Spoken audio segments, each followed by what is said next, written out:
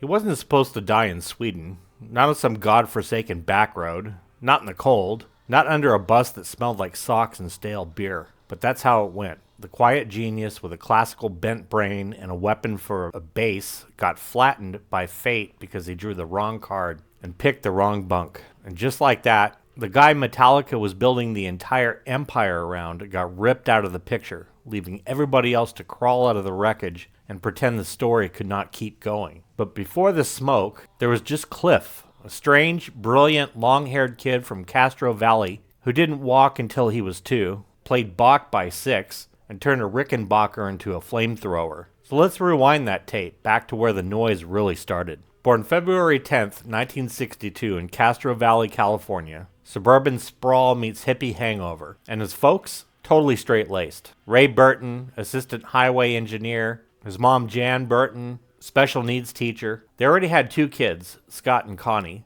And then came Cliff. So right out of the gate, the kid didn't even bother walking until he was almost 2 years old. Just sat there like a tiny denim-wrapped pharaoh waiting for the peasants to carry him. His mom started freaking out, imagining wheelchairs and orthopedic shoes. Doctor takes one look and goes, "Nope, your kid is just smart enough to make you do all the work." His dad Ray laughed and said Cliff nearly broke Jan's back. And that's Burton style right there. Stubborn, sly, and born with a built-in roadie crew. By 6, young Cliff is hammering out piano pieces. And not kid stuff either. Straight to Bach. Most 6-year-olds are smashing Hot Wheels into each other. Meanwhile, Cliff's over here dissecting counterpoint and minor keys. He's got this teacher, Steve Doherty, who sees the fire behind those glasses and steers him into the bliss of classical theory. And it sticks. He's not just learning music, he's learning how to think in music. Reading the notes, internalizing tempo changes. Cliff Burton is a metalhead in the making, but with a blueprint from Baroque. So now he's in junior high. Cliff's walking the halls of a school where his mom teaches. Already a cursed setup if you're trying to sneak under the radar. But Cliff, he wasn't that kid. No spitballs or locker room politics. He was the quiet one, the weird one. The one who didn't talk unless it really meant something. The kid with a paperback in one hand and a Black Sabbath record rattling around in his skull. And Jan said that he was a big reader. And we're not talking comic books or Hardy Boys. We're talking full-on novels. 3rd grade and the guy's reading like a high school senior. Not skimming, devouring. And then came the fracture. 1975, Cliff's older brother, Scott, dies of a brain aneurysm. Just like that, 16 years old, and Cliff was only 13 at the time. And that's not something you recover from. That's something that rewires your circuitry. Most kids would have imploded, punched lockers, disappeared into themselves. Instead, though, Cliff channeled it, turned that grief into gasoline, told people flat out, "I'm going to be the best bass player for my brother," and he meant it. No drama or theatrics. Just this burning, obsessive tunnel vision. And Cliff's sister, Connie, said it best. After Scott died, Cliff had just one setting, full throttle toward music. Nothing else mattered. No fallback plans or guidance counselor stuff. So while other kids were worrying about zits and gym class, Cliff was dragging around that rickenbacker behind him. 4 to 6 hours a day he was practicing, every day. After joining Metallica, he doubled down on his brutal regimen. You would think most people would get in the band and start coasting. Cliff Burton hits the big leagues and doubles his practice time. Sleeping all day, playing all night, total vampire schedule. And he did actually take lessons for about a minute, but outgrew them quick. Cliff's influences were all over the place. Bach, Geezer Butler, Geddy Lee, even one badass fusion player named Stanley Clarke. And then there's Lemmy from Motorhead. Cliff saw that wart-covered maniac wielding a rickenbacker and went, I want that. So he gets his own Rick. And then jams a Strat pickup into it like a mad scientist. Why? Because he had to sound different. Because normal wasn't going to cut it. He wanted that tone that growled, that sliced, that hurt. Something that you could feel in your ribs 3 states away. So before the metal, the denim jackets stiff with beer and sweat, Cliff Burton was out there swinging a bat for the Castro Valley Auto House Little League team.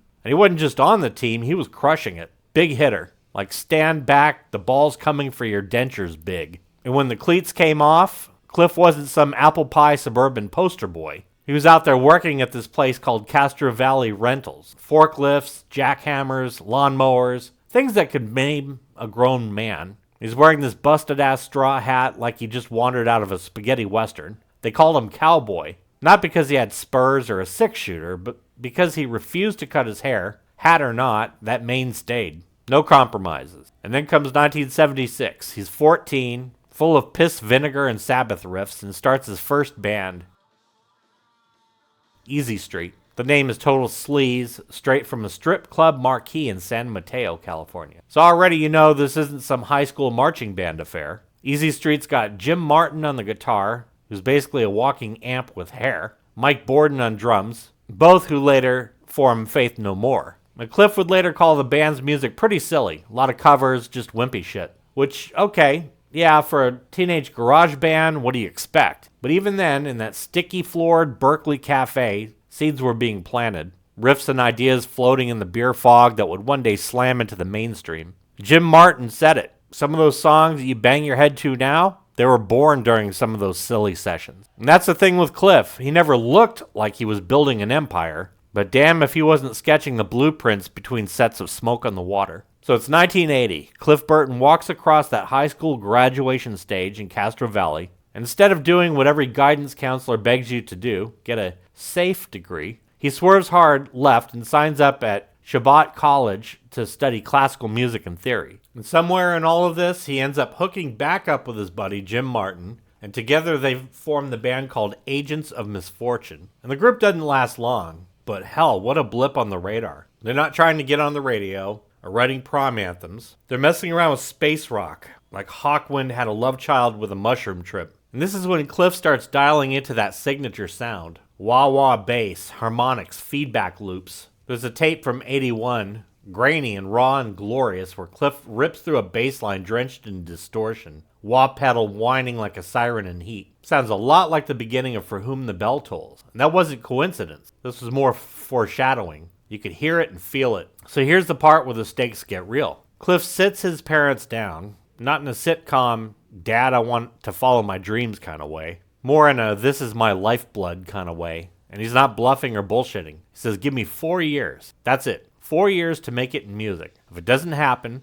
I'll hang it up, get a day job, maybe push paper or pour concrete, whatever it takes. And Ray and Jan see just how serious he is, and they agree. Not because they think it'll fail, but because they know that he's already too far gone to turn back. So Cliff gets to work. First stop on a death-defying dream tour. Trauma, 1982, San Francisco. These guys had a thing going. A lot of Maiden vibes, like Bruce Dickinson on shrooms. Very theatrical. Cliff steps in on bass and it's like Godzilla just joined a school play. Totally brings the thunder, and suddenly the stage feels too small to contain him. They cut a track, Such a Shame, and it lands on Metal Massacre 2, a compilation from Metal Blade Records. The kind of record that teenage metalheads clutched like it was the Dead Sea Scrolls. Brian Slagle, the guy behind Metal Blade, hears it and doesn't mince words, saying the band was pretty good, but that bass player was friggin' phenomenal. Boom, that's Cliff. Even in a band that's basically cosplay with power chords, he demands attention. But the thing is, Trauma wasn't long for the world. But it didn't matter. The important part? The right ears heard Cliff, and those ears belonged to 4 dudes in a half-broken van, and they called themselves Metallica. So it's 1982,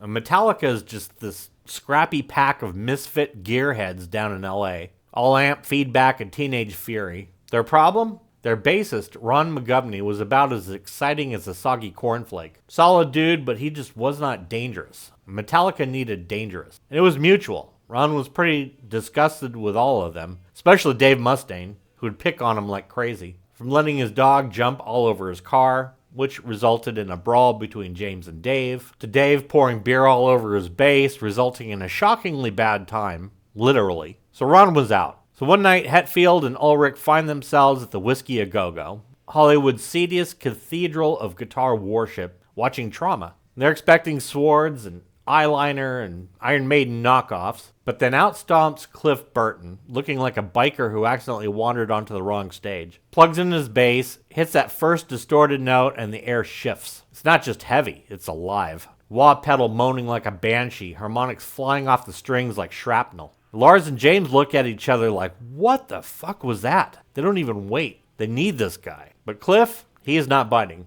He's living in the Bay Area, place with bookstores and fog and weirdos who don't really care what car you drive. Meanwhile, LA is just neon sludge and hairspray fumes full of dudes in spandex calling themselves Star and Viper. Cliff's not moving to that landfill of egos and bad coke. So Lars and James do the unthinkable. They say, fine, we'll move. Like two stray dogs following the scent of steak, they pack up Metallica, drive it up north, just to get Cliff Burton to jam with them. Took months to even get him in a room. But they kept at it. And they had said, well, we were thinking of moving anyway. Which is code for, we'll sleep in dumpsters if you bring that damn bass. And eventually, Cliff hopped on board. The second he plugged in with them, it transformed the band into a machine.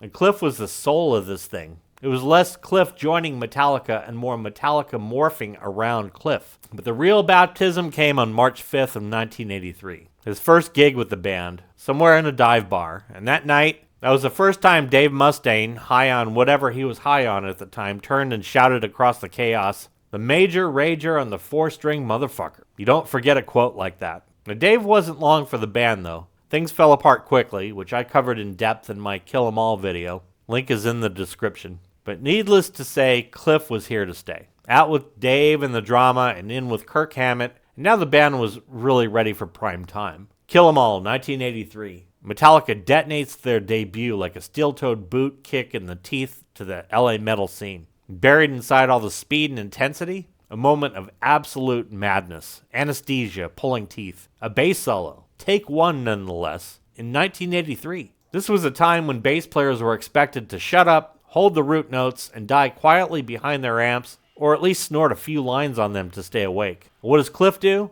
He grabs that rickenbacker, cranks it through a distortion pedal, and wah, and goes absolutely nuclear. Less of a solo and more of just a pure friggin' bass exorcism. Shredding that thing like a lead guitar player with rabies. Whamming harmonics, launching triplets, stomping that wah pedal like he's trying to stomp through the Earth's crust. Half of it has some Bach vibes to it, or at least Bach swallowed by a chainsaw, and the rest is just pure Cliff. This is the same sonic bloodletting James and Lars witnessed at the Whiskey A Go-Go. The exact moment they knew that he was the missing ingredient, secret weapon. 4 minutes of unhinged, low-end wizardry on a Thrash debut. When everybody else was still trying to be Eddie Van Halen or posing in tiger-striped spandex, Cliff dropped a freaking amazing bass solo that made the album a complete standout. And he brought more to the table in terms of gluing the guitars and drums together. Lars wasn't too strong on the kit in their early days. And while James had the rhythms locked in solid, he hadn't dialed in the tone that would define him in later releases. But with Seek and Destroy, straight up riffage.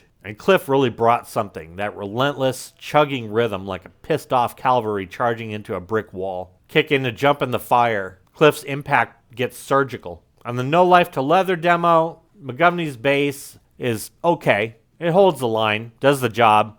Pretty much the same 4-bar phrase over and over again, like a kid memorizing a cheat sheet. Cliff comes in, says no, changes the chord progression in the second pass, tosses in these sly little bass fills that snake between the guitars, like it's got a mind of its own. It's not flashy, it's smart, musical. And it proves track by track that Cliff wasn't keeping up. He was already rearranging the furniture. And his tone wasn't clean, it wasn't safe. All mids, no sparkle, high end, muffled all to hell. Like Cliff wanted it to sound buried, like a monster underground, rumbling just loud enough to make your chest rattle. Pretty weird for metal bass, they said. Damn right it was. That's the whole point. Cliff wasn't playing by the book. He was torching the book and using it as kindling for something heavier. And then in 1984 comes Ride the Lightning. That's when Cliff Burton stops being the new guy and starts sounding like the guy dragging Metallica's entire sound into another dimension. By this point, James and Lars are still steering the ship. Certainly, but if you ask producer Fleming Rasmussen, who had the real artistic compass, it was Cliff. The guy showed up with a head full of Lovecraft and a stack of classical records and somehow made that fit next to riffs that could level a strip mall. Starting with For Whom the Bell Tolls, that intro. Cliff's bass all the way while James is holding down the power chords. And people heard that opening and assumed it was some kind of epic guitar line. But nope, that's Cliff, smacking those amp gain stages like he's raising the dead. One of the most iconic intros in metal, and it doesn't even come from a 6-string. That's how upside down this guy made things. Then you got the Call of Cthulhu, sprawling wordless Lovecraftian horror show set to metal. And this instrumental doesn't just close the album, it's very haunting as well. And that's Cliff's brainchild. He brought the weird, the arcane, the unholy elegance. And he also brought this Steve Harris-style finger attack, really percussive, clacky, metallic. Like somebody smacking piano wires with a hammer. Cliff wasn't just evolving musically, and it was the rest of the band's job really to keep up. Not an easy task. And here's the truth they don't teach in music school. Cliff Burton wasn't just a bass player. He was an anomaly. He was the only guy who could slam out Lemmy-style distortion with a biker vibe and then pivot into this classically influenced motif like he's performing at the Vatican. And somehow he made it work. That's the trick. Most players borrow from everywhere and sound like a mixtape on fire, but Cliff, he blended it. He didn't sound like his influences, he channeled them through some kind of black magic filter that made it all sound like pure Cliff Burton. And Metallica, they were the perfect storm for all of it. James had the riffs, Lars had that manic engine, and Cliff brought the depth, that weirdness. So then Metallica starts getting attention, still broke as hell, but the storm is already brewing. Castle Donington, 1985. Metallica's first real crack at the big stage in Europe. A festival soaked in history, beer, and bodily fluids. And when I say soaked, I mean literally. The crowd didn't throw roses, they threw pee. Plastic bottles full of pee. And warm beer if you happen to be lucky. Like getting initiated into a biker gang run by orcs. Most bands down the bill got the same treatment. Hailstorms of trash and whatever liquid courage the crowd could weaponize. Welcome to Donington. Cliff walks out there, calm as a monk at a gunfight, gets pelted with airborne garbage, and he just plays. Doesn't flinch. Later, he just says, Donington was a day of targets and projectiles. And then shrugs like, but I think they liked us. Now fast forward 2 weeks, San Francisco, day on the green. Big hometown gig. Should have been chill, but James Hetfield gets drunk as hell, goes full Tasmanian devil, trashes the dressing room like it insulted his mother. Total chaos, broken furniture. And Cliff, he doesn't yell. Doesn't grab him, doesn't make a scene, just looks at him deadpan.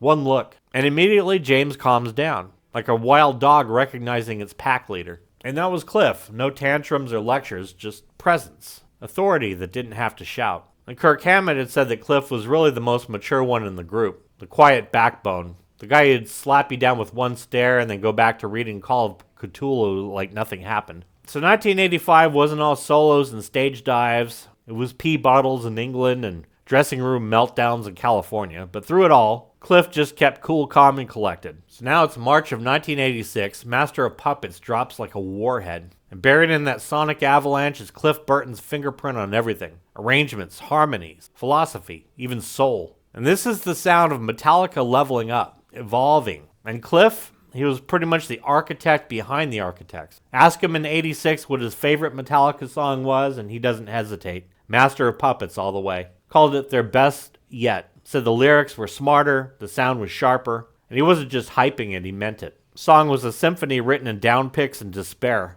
8 minutes of control, addiction, death, power, all tied together by riffs that hit like a wrecking ball. And on this album, he co-wrote a lot of chunks of it. 3 tracks officially, but unofficially, his DNA was all over the place. In the layers, in the progressions, in the way the stuff moves. He was the guy bringing in the weird chords, pushing them into uncharted territory. When most metal bands were still trying to figure out how to play faster, Cliff was over here layering counterpoint. And Lars Ulrich straight up admitted it. The way he and James wrote music changed because of Cliff, permanently. Cliff taught them about melody and harmony, not just making things heavy, but making them interesting. More importantly, making them stick. Without Cliff, Metallica might have just been a killer garage band that got lucky. But with him, they became something that scared the shit out of other bands. Not because of volume, but because of vision. And Kirk Hammett said that people underestimate what Cliff did on Master of Puppets. And if you listen close, you could hear it. Every sinister harmony or melodic detour that shouldn't work but does.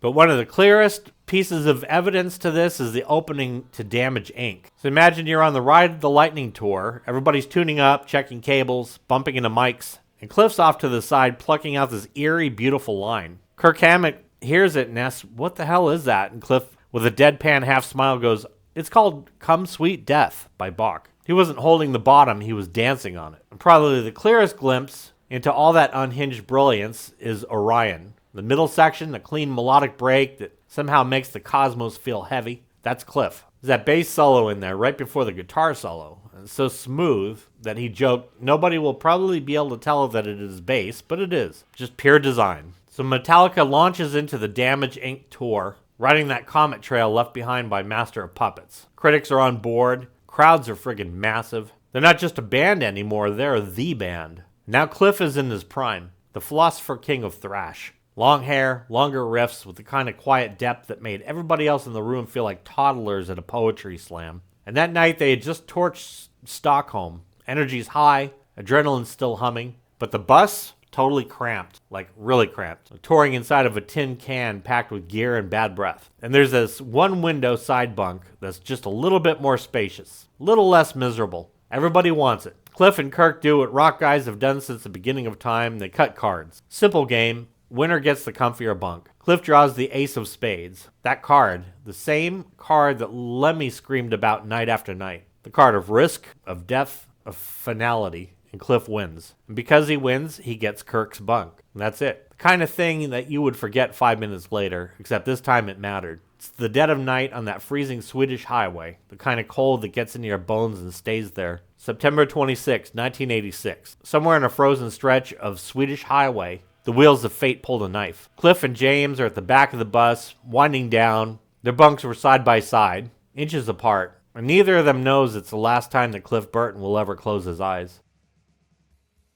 Early morning hits, and the world tilts. Because in the frozen blackness outside Dorarp, Sweden, the bus swerves, and it skids hard. And they said it was black ice, still debated. The driver claims that he hit the black ice. Others say the story just does not add up. Either way, it jackknifes. Chaos, bodies flung, metal twisted. And in all of this, Cliff's bunk, the winning bunk, gets thrown from the wreck. And he's thrown through the window, ripped from sleep, ripped from everything. The bus crashes, rolls, slams into a ditch. Cliff Burton, age 24, gets pinned underneath the wreckage. The entire damn bus comes down on him, dead before he even had a chance to scream. Just gone. And James Hetfield saw the whole thing. Ran up and down that highway in his socks, screaming at the driver, swearing that the guy was drunk. And the courts cleared the driver. No booze or foul play. Court said no charges, just bad luck, just fate with a cruel sense of timing. But James didn't give a damn about the court rulings. He lost his best friend, the guy who kept the band smart while the rest of them were busy being loud.